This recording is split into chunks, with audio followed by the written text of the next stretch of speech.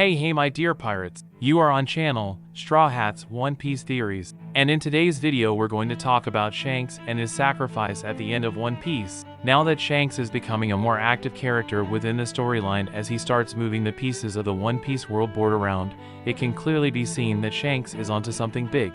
But what does Shanks have in mind? What is his true objective in going to Elbaf and allying himself with the Giants? Do you think Shanks could be living the last days of his life? Could it be that Shanks is preparing his last move to make Luffy even more comfortable to get to One Piece? Well, we're going to analyze all this in today's video. So if you want to be a pirate king like me and achieve eternal glory, go ahead and press the like button with all the power of your devil fruit. And if you're new here my dear sailor, already subscribe to the channel and don't forget to activate the notifications bell so you don't miss any new video, okay? Then join this crew that will dominate the entire Grand Line and the New World. Now without further ado, let's get to this epic video.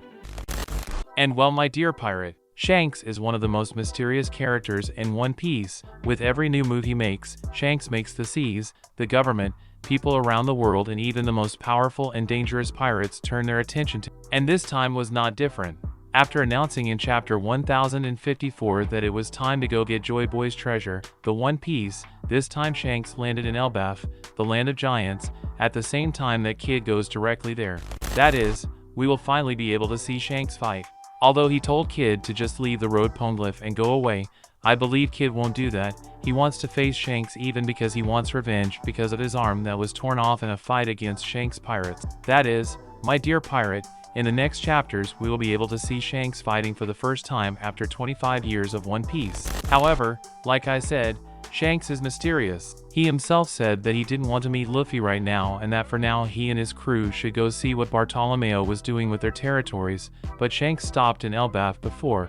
With what purpose? Well, some theorize that Shanks wants to form an alliance with the Giants of Elbaf to go after One Piece as he said earlier, but it seems that Shanks stopped in Elbaf with other things in mind. Yes, first because Shanks is loyal to the Giants. We don't know if Elbaf is Shanks' territory and that's why he wants to protect it, but this connection between Shanks and the Giants is not just one of mutual support. It seems that Oda created a whole correlation between Shanks and the Giants of Elbaf. There are even some theories that suggest that Oda had a possible inspiration in Norse mythology to create Shanks and that is why he is always welcomed by the Giants. For example, we have the ship of Shanks, which is clearly inspired by the Viking ships, the famous Tracker, and we can see a great similarity between the ship of Shanks and the ship of Giants in chapter 118. But we also have two figures from Norse culture and mythology that may have been used as inspiration for Oda. One of them is Tyr himself, who is considered the god of war, but he was best known for avoiding conflicts, stopping wars, much like what Shanks is always doing, mainly in Marineford. And it's like I always say, Shanks uses dialogue while Luffy opens the way using his strength. And we have Eric, or Eriko, the Red, that he was a Viking who, like Shanks, has reddish hair, so Oda may have put all these things together to not only create Shanks but also to create his connection with the Giants of Elbaf.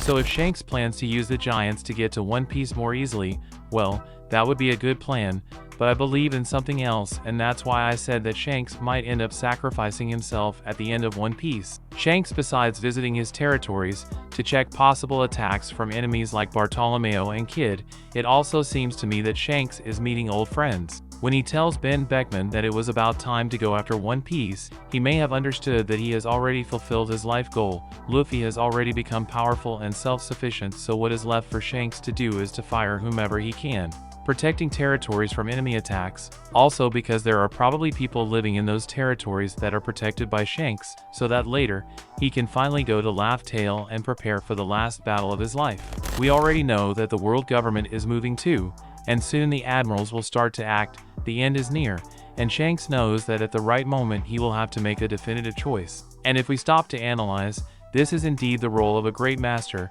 of a great guide, as Shanks is for Luffy. He knew that Luffy was capable of getting where he did, and now it's time to move on to the next generation. This is normal in the plot of most shonen-style anime and manga.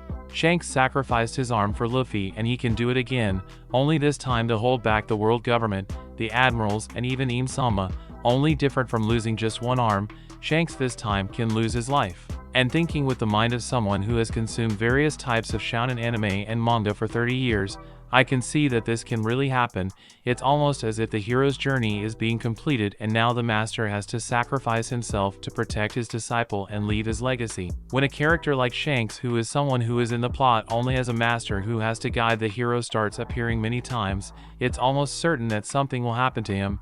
I've seen it happen several times. Of course, it will take Shanks to stay alive, but the way things are going, well, I believe so. Shanks could end up dying by sacrificing himself at the end of One Piece. But now I want to know your opinion about everything we commented here today. Do you think Shanks can die at the end of One Piece? Could it be that Shanks' constant appearances mean that he's already marked for death? Are we witnessing Shanks' last moves on this grand board that is the world of One Piece? But of course, if you made it this far, it's because you like the content, so it doesn't hurt to subscribe to our channel and become one more member of our fleet, my dear sailor. And of course, do not forget to press the like button. That helps a lot in spreading the video and the channel, so help us to become the largest fleet of pirates here on YouTube, okay? A big hug for everyone, and until the next video.